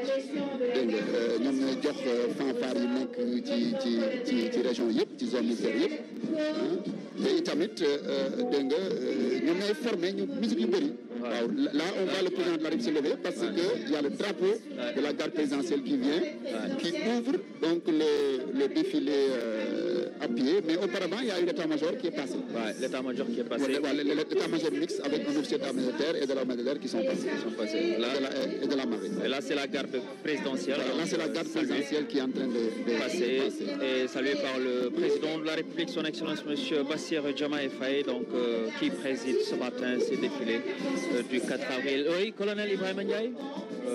La Légion de la garde présidentielle sous les ordres du lieutenant-colonel Michel Gordouf qui a une mission d'assurer la protection du palais présidentiel du président de la République et de sa famille, des palais nationaux et de leurs dépendances. Donc mu nekk unité boo nga xamante ni moom mooy assurer tout ce qui est service d'honneur, service d'escorte ba pare yore ce qu'on appelle la défense ferme du périmètre sécuritaire du palais. ñoom lépp luy kaaraange jëmale ko ci biir palais bi unité bi moom moo ko yore tur bi ñu leen gën a xamee nag mooy garde rouge parce que xam nga tenue yi ñuy sol souvent nit ñi dañuy romb rek naan garde rouge parfois sax nga dégg courant la mais ndax ñii dinañ yëngatu waaw dinañ yëngatu effectivement léegi nag ñu wax ni légion bi ñu ngi am ñetti groupement benn groupement bu njëkk bi mooy groupement garde statique beneen bi di groupement d'intervention spéciale beneen bi nekk le groupement des services généraux seen uniforme boo ko xoolee mi ngi dañ ko inspiré ci tradition spay les spay da ngay gis ñu am chéchia am li ñuy wax veste de couleur rouge ak benn pantalon bu ñu tuddee pantalon serwal donc niroowul ak pantalon yi dafay xaw a yaatu lool pour que ñu mën a def seen liggéey convenablement alors moom bu ñu rombee ñu gis la légion de gendarmerie d'intervention di rappeler rek que ne détachement à pied bi nga xamante ni mooy défilé en tenue parade de la LGI colonel Abdoulaye Konaté moom nga xamante ni mooy commandé légion de gendarmerie d'intervention moom moo nekk ci kanam di défilé mu nekk unité de réserve générale mise à la disposition du président de la République donc mu nekk une légion qui est spécialement chargée du maintien et du rétablissement de l'ordre sur l'ensemble du territoire national. Elle participe aux opérations militaires aux côtés des armées dans le cadre de la défense opérationnelle du territoire loolu dafay wone ni gendarmerie nationale dafa am ay casquettes yu bari dafa am benn casquette militaire am casquette police alors fii nii boo xoolee dafay def liggéeyu maintien de sécurité publique maintien de l'ordre mais également di def li ñuy wax la défense opérationnelle du territoire mooy bu ñu demee jógee temps de crise war a egg temps de guerre aussi mu nekk unité bu am solo tey jii avec la montée en puissance LGI dafa jógee 6 escadrons dem ba 18 escadrons 18 escadrons yoo nga xamante ni 15 yëpp ay escadrons portés lañ ak ñetti escadrons blindés donc loolu mu nekk taille boo nga xamante c'est la taille d'une brigade d'intervention voilà avec plus de 2000 hommes aujourd'hui la LGI compte plus de 2000 hommes mu nekk lu am solo avec cette montée en puissance ñu jàll ci légion de sécurité et de protection légion bi lieutenant-colonel Babacar Zoumani gi moom moo koy commandé maa ngi ko doon wax sànq ñoom ñoo yore lépp luy sécurité ministère yi assemblée nationale ak yu demee noonu ñoom lépp luy édifice public daal jàppal ni unité bi moom moo ko yore kii di romb mooy colonel Baba Zoumani gi bu ñu rombee ñoom ñu daal di jàll nag ci détachement bi nga xamante ni mooy représenté légion de gendarmerie de Dakar mu nekk légion boo nga xamante ni kii nekk ci kanamam tey ji mooy chef d'escadron boobu ñaan Anthony Touabé pare mu nekk une légion qui regroupe moom moo yore les compagnies de Dakar compagnie Rufisque bi nekk Tëngéej compagnie Kër Massar la compagnie des transports aériens ak la compagnie maritime di assurer la sécurisation des personnes et de leurs biens sur l'ensemble de la circonscription de la région de Dakar lépp lu nekk ci biir région Dakar ñii ñoom ñoo yore seen sécurité ñu ngi basé wu nag fii ci Faidherbe bi caserne bu ñuy wax caserne Blanchot ñoom foofu la ñu nekk ki nga xamante ni moo ko jiite tey jii di lieutenant-colonel Malick Faye moom moo yore la sécurité du défilé au niveau là où nous sommes aujourd'hui moom mooy coordonner la sécurité avec le commandant de zone ñoom bu ñu rombee ñu teg ci le groupement de Dakar donc groupement d'action rapide de surveillance et d'intervention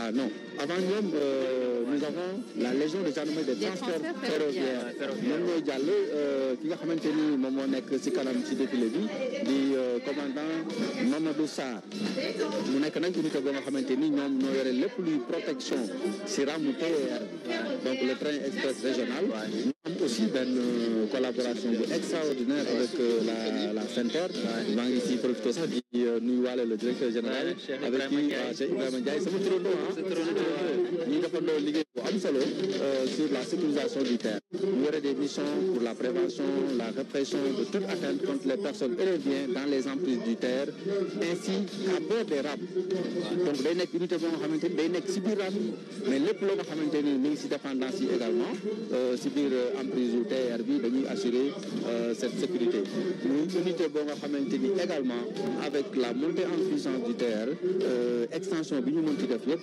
donc unité bi mooy ànd ak moom di assurer wàlle la sécurité bu demee ba AIBD unité bi day continuer assurer la sécurité jusqu'au niveau de l'AIBD et partout ailleurs d'ailleurs. ñi ñuy seen nii ñoo nekk. ñoom ñooy voilà non ñoom ñoo topp ci ginnaaw après le TER ñi ñuy seen nii ñooy ñëw.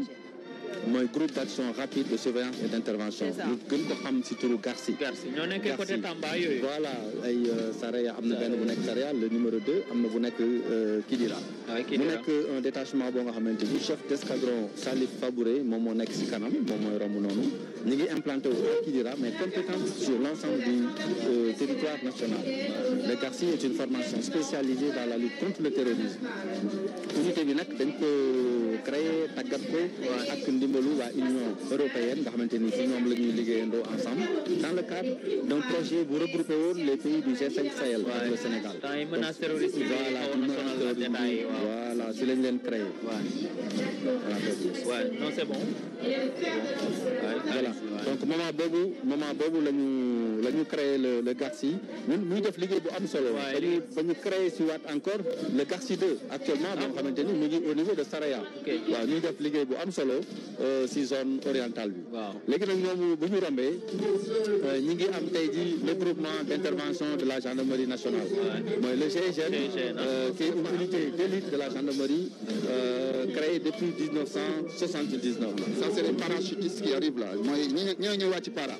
bu ngeen déggee ñu wax militaire wàcc para ñi c'est le groupement des parachutistes ñii seen devise mooy jàmbaar léegi c'est-à-dire que ñoom bu jafe-jafe amee dañuy jëpp ci ay aéroplane yóbbu leen wàcc leen ci suuf ak seen i para rapidement ñu xeex ak régler situation waaw mooy jàmbaar léegi vraiment c'est c'est une unité de régime général qui a été donc créée effectivement en 1959 à l'époque on l'appelait le groupement parachutiste dégg nga actuellement ñu nekk camp de Thiaroye le célèbre camp de Thiaroye qui porte le nom du lieutenant Amadou Ndour Fall depuis 2009 donc là il y a le colonel Assine le lieutenant-colonel Aranda Assine mooy koy commandé voilà donc ñu topp seen ginnaaw di ñëw donc ñëpp mooy seen camouflage yi ñu def parce que ñii c'est des unités de réserve générale ñoom ak commando yi ci topp nii di commando yi waaw voilà moo nekk nii donc commando yi ñooy ñëw détachement des commandos ñoom tamit unité de réserve générale la ñu dégg nga c'est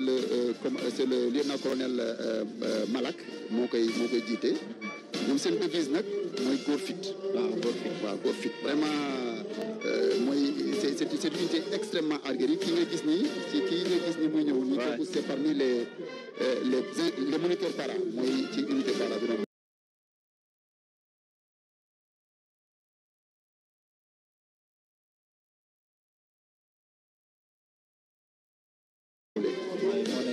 voilà moniteur par la donc ñii ay commando la mooy chef de corps bi mooy Malak ñoom nag unité la boo xamante ne ñoom ak para yi dañu leen a ràññee ci opération yi nga xamante ne mooy opération yi gën a emblématique fii ci Casamance wala uti ci bitim réew dégg nga parce que unité yoo xamante ne bu méttee dëgg-dëgg ñoom ñooy ñëw waaw ñoom vraiment ñooy ñëw moo tax ñoon woo unité de réserve générale maanaam unité yi nga xamante ne ñooy jiitu dañu dem ñooñu bu ñu amee bu fekkente ne mission bi xaw na métti ñoom bu ñu ñëwee ñoom ñooy ñëw waaw vraiment dañu nekk à la disposition du chef de l'État donc mooy commando yi para yi am na yeneen unité yi dama mais bu dee vraiment ci ñi def intervenir à pied infanterie voilà ñoom dañu am ay tradition góor fit yi ngay gis nii yëpp dañuy wone seen njàmbaar seen i tradition gis nga gaynde gi mu def noonu seen symbole la maanaam mooy fit bi dégg nga góor fit dégg nga seen devise donc soo gisee ngay gis ñuy manifester nii vraiment dañu wane seen njàmbarte dégg nga xam ne chef suprême des armées moo leen mën a jox ordre mobiliser leen ñu toog moo leen mobiliser effectivement donc véritablement bu ñu gis fii dal na xel mon colonel donc véritablement les armées sénégalaises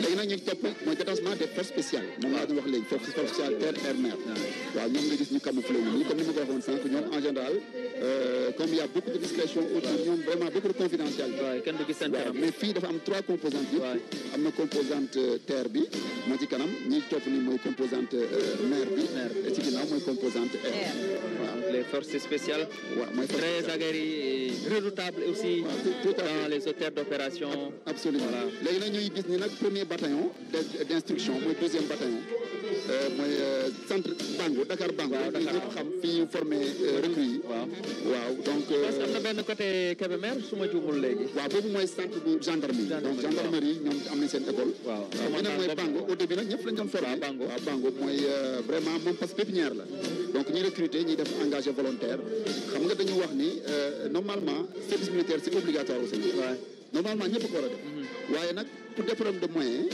dégg nga dañu def volontaire ñi xam ñoo volontaire dañuy jël dégg nga jël ci quota ñooñu nag ñooy dem ñu former leen Bango ci 9 weer donc ñu génne bu ñu génnee nag dañ leen dispatché ci unité yëpp quoi donc ñoom ñoo nekk noonu couleur yi nga gis fulaar yi fañon yi seen fulaar yi ñu tàkk nii mooy symboliser seen compagnie yi nga xamante ne ci la ñu nekk compagnie bu nekk dafa am couleur waaw kii nag mooy détachement armée de l'air mooy jàll nii waaw l'armée de l'air donc c'est Moussa Thioune qui dirige le détachement de l'armée de l'air avec leur tenue bleu ciel Semper Expediter voilà seen devise Semper Expediter donc mooy seen devise armée de l'air nag ñoom lañ gis léegi seen aéronef yi di naaw ñu yor lépp luy jaww ji ñoom am nañu aussi ay pilote ay ingénieur ay maintenancier waaye am nañu aussi ay commando de l'air donc moo tax nga gis ñaari détachement yi benn détachement boo xamante ne moom mooy yor ñëpp ci poste navigant yi ak détachement bi nga xamante ne dégg nga moom mooy commando de l'air léegi ñu ñëw nag ci détachement de la marine nationale aussi bi nga xamante ne vraiment mooy yor lépp lu jëm ci wàllu sécurité maritime défense territoire maritime voilà donc ñooy yëngatu vraiment ci lépp lu jëm ci wàllu sécurisation les plateformes pétrole yi ngay dégg pétrolières yi gazières yi vraiment ñoom ñoo koy sécuriser de lutter contre le trafic illicite gaal yi aussi les pirogues immigration clandestine dañuy dem ñooy porte secours aussi dégg nga dañuy lutter contre la pollution marine donc actuellement nag dañoo bëri ay base xam nga am nañ base bu nekk Dakar am nañ base bu nekk Ndar am nañ base bu nekk fële ca Cap Skirring fële ca Elinkine mais am nañu aussi ay station navale yu nekk ci biir parce que xam nga am na géej gi mais am na aussi dex yi donc boo demee Bakel boo demee Podor boo demee Foundiougne dañ leen fay fekk donc ñu nekk foofu di sécuriser dex yi léegi nag on va venir la brigade nationale des sapeurs-pompiers donc brigade nationale des sapeurs-pompiers. Tout à l'heure, ils sont passés avec les engins véhicules motorisés. Maintenant, on voit. Donc la brigade, voilà, la brigade nationale des sapeurs-pompiers. Donc vraiment, c'est une brigade qui joue aussi dans la coopération parce que boo fàttali ko 2023. bi Turquie amee tremblement de terre yu métti. au mois de février. envoyé woon nañu ko benn unité. c'était partout quoi pour ñu secourir leen. waaw comme ni ko centre militaire defee rek. centre militaire aussi bi ay Guinée yooyu amee ay jafe-jafe. dañ fa envoyé ay santé yooyu. bu wane rek vraiment Sénégal am na. même en Turquie récemment avec les inondations. envoyé nañ fa ay unité yu am solo pour ñu taxawu leen. tout à fait donc ñu ngi gis police bu ngi ñëw nii détachement police mooy ñëw nii. ñu jox commissaire commissaire ñu ngi ak détachement groupement mobile d'intervention ñu koy gën ko xam ci GMI ki leen jiite nekk commissaire principal de police Ousmane Dabo muy commandant du sous-groupe opérationnel de Dakar banlieue ñoom ñu ngi défilé ci tenue bleu camouflé couleur police ak béret en laine bu ñu doublé boo xam ne couleur rouge la voilà mission GMI mooy assurer la stabilité du pays le maintien et le rétablissement de l'ordre public sur toute l'étendue du territoire am na ñeneen mission yu bokkul ak yooyu la surveillance des centres d'hébergement la sécurisation des itinéraires des cortèges officiels et des hôtes de marque la couverture sécuritaire des manifestations sportives et culturelles voilà actuellement GMI ci seen cadre monté en puissance sur un objectif de 14 régions ñu ngi sur 11 régions et ça c'est important de souligner groupement mobile d'intervention seen temps mi ngi nekk Thiès je pense. état-major bi moo nekk Thiès waaye tropical waaye. bu ñu weesoo groupement mobile d'intervention.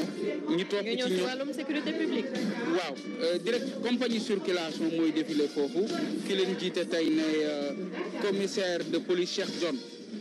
ñu ngi défilé ñu ngi sol pantalon treillis ak chemise longue manche bi nga xamante ne day mën a tax muy tàngoor muy seddaay fu ñu toll daf leen di tax ñuy mën a taxaw temb pour def seen liggéey ak ceinturon sol ay rangers voilà compagnie bi day liggéey ak ay moto day liggéey ak aussi ay oto yoo xam ne dafa am ay gyrophare ak ay sirène ak système de communication mooy portatif rajo yi ngeen di gis waaw ñi ci topp mooy compagnie spéciale BRT compagnie spéciale BRT ki leen jiite mooy commissaire de police Sitor Ndour ñuy défilé ak tenue boo xamante ne béret bu noir la ak macaron yi signe BRT mu am polo longue manche ak treillis ak chaussures rangeuses seen mission mooy sécuriser lépp li nga xam ne infrastructure la jëm ci BRT bi ak fexe yombal dem beeg dikk bi ci axe BRT bi waaw loolu am na solo fexe ba kenn du jéggi boo warta jéggi. waaw loolu am na solo ordre bi daal. waaw di fàttali que ne compagnie BRT bi ñu ngi ko créé woon le 13 avril 2023 ci effectif bu 100 éléments. waaw BRT bi nag dafa nekk loo xam ne day traverser aujourd'hui au niveau de Dakar ay communes yu bëri ci tronçon boo xam ne 18,3 kilomètres BRT bi aussi day tax nit ñi di nombre bi transporté par jour mooy 70 000 personnes. 70 000 personnes donc jumtukaay bu mel noonu dafay am solo. mu am taxawaay bu mat police nationale def ko pour véritablement sécuriser. sànq yaa ngi koy wax sax ci communes yi presque 14 communes yoo xam ne traversé na ko waaye. L'administration pénitentiaire non administration pénitentiaire ni ma ko fàttalee sànq administration pénitentiaire ñu ci bëri ci police lañ leen formé. léegi ñu dem ci détachement bu police. douane effectivement ouais. La douane. Donc on va laisser le lieutenant-colonel, allez-y. Aïcha, lieutenant-colonel. Merci. Donc c'est le deuxième passage de l'administration des douanes avec un détachement composé de 154 éléments dirigés par le commandant Jean-Pierre Ndour. Ce passage, c'est l'occasion de parler du thème du défilé qui est la souveraineté technologique et industrielle. La souveraineté technologique est déjà une réalité en douane, puisque la douane peut être considérée comme une pionnière dans la mesure où le système Gaïndé a été déployé dès 1990. Par la suite, la douane s'est engagée dans la dématérialisation des procédures et formalités du commerce extérieur et elle est maintenant à l'étape de la digitalisation de la surveillance douanière, avec notamment le système de suivi électronique des marchandises. Et actuellement aussi, on assiste à l'inauguration d'un centre de commandement opérationnel logé à la direction générale, qui va permettre plus d'efficacité dans la lutte contre la fraude et la criminalité transfrontalière organisée. Donc le détachement de la direction des eaux et forêts, chasse et conservation des sols. Et nous sommes avec le lieutenant-colonel Ndori Ndao. Ndori Diaw. Voilà, donc le lieutenant-colonel, allez-y. Voilà, merci au passage du détachement de la direction des eaux et forêts sous le commandement du commandant Massamba Niang. La direction des eaux et forêts a en charge de la conservation, de la protection de la biodiversité, à travers deux piliers, la défense des ressources naturelles et la satisfaction des besoins des populations en ressources forestières et ligneuses et non ligneuses, les générations futures et actuelles. Voilà, donc bu ñu paree waa parc ñooy ñëw. parce que ñoom dañoo am ñaar dañoo posé forêt. les parcs nationaux waaye. waaw parc bi nag dañu bàyyi. suñu jigéen mu ñëw. Commandant Fatou Ndiaye. Chef division formation communication direction des parcs nationaux. Allez. Aïcha, commandant. jërëjëf ñi romb nii mooy agent parcs nationaux yi. ñi nekk ci àll bi ci parc national Niokolo-Koba, parc national des oiseaux du Djoudj, parc national du delta du Saloum, parc national des îles de la Madeleine, réserve spéciale de faune de Ferlo Nord, réserve de Gumbel, Rock, réserve de Kalisay. ñi ci boole tamit aire marine protégée yi Blouf, Fogny, Casablanca Kunda ak yeneen aire marine protégée. waaw parc national yi moom vraiment am nañ liggéey bu rafet. waaw ñu ngi liggéey nuit et jour ay nit ñu engagé lañu pour préserver la biodiversité. voilà léegi ñu ngi dem ci service d'hygiène. Service d'hygiène voilà mooy ñi nga xamante ne. jusqu'à 30%. waaw du territoire national. conformément au service d'hygiène ñoo ci topp nii. service d'hygiène ñooy jàll nii jërëjëf. service d'hygiène moo jàll sànq. Voilà, là on a la cavalerie, donc, qui clôture le défilé, toute la procession. Donc la cavalerie, parce que c'est la garde présidentielle. Donc on a vu les motos, on a vu les troupes à pied de la garde présidentielle. Mais il y a aussi les chevaux, mon collègue. Les chevaux, on les voit. On l'a récemment vu lorsque le président de la République entrait en fonction, donc en venant au palais présidentiel, escorté donc par ses chevaux. Tout à fait. Colonel Ibrahim Ndiaye, c'est à vous également. Merci. Nous avons donc le groupement de cavalerie montée qui est placé sous les ordres du capitaine Ali Bar, une unité de parade qui assure les escortes de monsieur le président de la République et des autres autorités en visite officielle au Sénégal. Dans sa montée en puissance, l'unité est érigée en groupement de cavalerie en 2020. Donc héritier des pays sénégalais et de l'escadron monté de la gendarmerie coloniale, le groupement monté assure également des missions de service d'ordre lors des manifestations sportives et culturelles et lors des grands événements. L'unité défile aujourd'hui avec 78 chevaux d'origine belge, espagnole, française, hollandaise et marocaine avec leur harnachement complet. Alors, li nga xamante ni nag moo leen particularisé tey escadron bi nga xamante ni mooy défilé boo ko xoolee dafa am benn peloton boo nga xamante ni mooy peloton fanfare ñoom ñooy def seen musique bopp ñoom ils ont leur propre musique boo xoolee ñoom ñooy joxe seen cadence bopp sans problème yeneen ñetti peloton yi nga xamante ni moom moo si tegu c'est des pelotons de marche yi boo leen xoolee peloton bu si nekk da ngay gis ni am na benn couleur de cheveux bu ñu choisir donc am na xamante ni ay fin brun la ñu am na xamante ni seen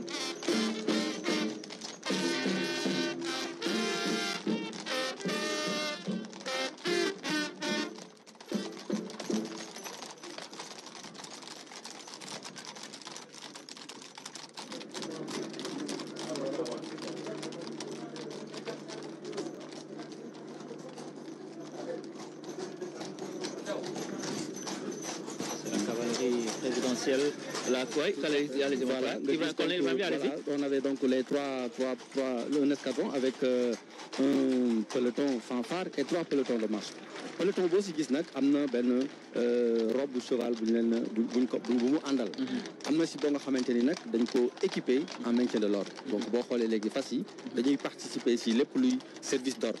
mu nekk à la fois match yu mag yi nga xamante ni mooy am wala yenn combat de lutte yi dañ leen di utiliser parce que dañ si am benn xarañte boo nga xamante ni mooy gën a gaaw pour xàll yenn yoon yi ak yu mel noonu ñoom la ñu gis ni tey jii ñu nekk di tëj le défilé de la fête de l'indépendance de cette édition 2025 di fàttali rek ni le capitaine Aliou Bar moom moo nekk si kanamu unité boobu.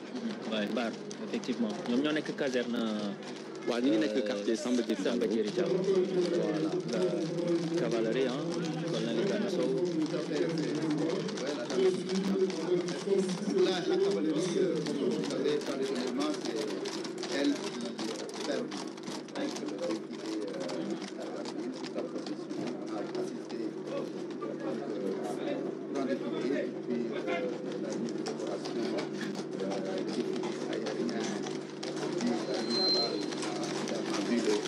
Défilé motorisé donc de toutes les unités militaires et paramilitaires. Donc là, nous avons toujours les chevaux qui passent. Ensuite, on a eu le défilé à pied, avec les écoles militaires et paramilitaires, qui a été donc suivi par les unités des armées, de la gendarmerie nationale des armées, mais également les paramilitaires. Voilà, mais qui clôture le défilé, le 4 avril. Qui clôture le 4 avril. Tout à l'heure, donc après ça, on va préparer le dispositif pour laisser son Excellence, Monsieur le Président de la République, livrer ses impressions. Ouais, donc tout à l'heure, donc on va dans un moment avoir donc le discours du Président de la République, Adama, son Excellence, je sais pas si Diomaye Faye, voilà comme on le voit, à côté de Adama Barrow, son Excellence Adama Barrow.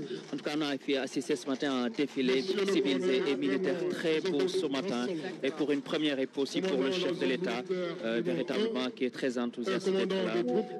Va se présenter à son Excellence, Monsieur le Président de la République, chef suprême des armées. Nous vous invitons à bien vouloir rester sur place. Voilà le commandant de la zone militaire numéro 1 qui va se présenter au chef de l'État, c'est le colonel donc Clément Crézogon Nassalan Adama, qui est le commandant de la zone militaire numéro 1, qui dit au chef de l'État est-ce que vous êtes satisfait de la prestation des troupes, donc du défilé militaire, civil, motorisé, et après quoi le chef de l'État va donner ses impressions. Donc nous vous laissons bien. On le voit marcher sur le tapis.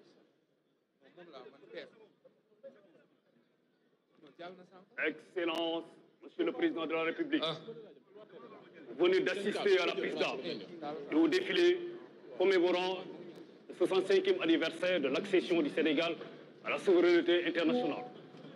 Au défilé devant vous, 29 formations civiles, soit un effectif de 1499, 397 véhicules et 148 motos des forces de défense et de sécurité, 14 aéronefs de l'armée de l'air, 10 écoles de formation militaire et paramilitaire, soit un effectif de 1172. 22 formations militaires et paramilitaires, soit un effectif de 3425 défilants. Et enfin, 66 chevaux de l'escadron monté de la gendarmerie. Colonel Clément Crisogo Nassalan, commandant la zone militaire numéro 1, commandant des troupes, à vos ordres, Monsieur le Président de la République.